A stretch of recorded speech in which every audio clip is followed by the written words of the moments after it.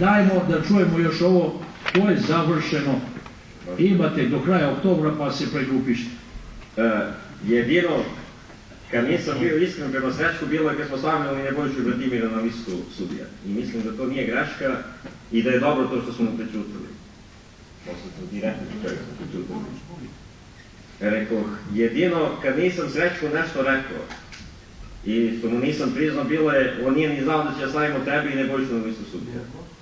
Ali sam mislio da treba da budete, i kao što danas mislim da trebate da budete članovi ovog kluba, i ti i Nebojša i da radite u ovom klubu.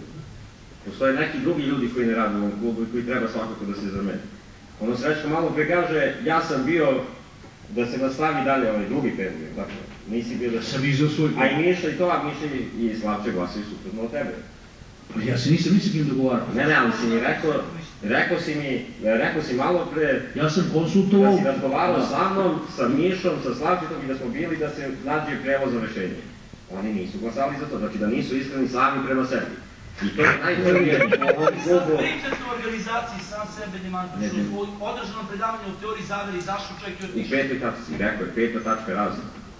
Nisi ga slušao. Ali opet pričaš o nečemu što... Ma ne pričam. Ja samo kažem da treba ostavku da ponesu... Dobro, nemojte bijati samo... Ajde, šta treba ponesu ostavku ko? Oni koji nisu iskreni.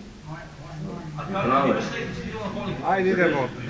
A kako, ako malo pre Srećko kaže da oni su mu rekli da su za drugo rešenje, a glasaju za prvo, a čovjek posle toga izađe, što se ti nalaziš prozor, nije on tebe prozor. A mene boli, brate, ja Ali nije tebe prozor. Ljudi, nećemo više polemike, molim vas, oktobar nije daleko, lepo provedite leto, upravni odbornik uradi što je do njega.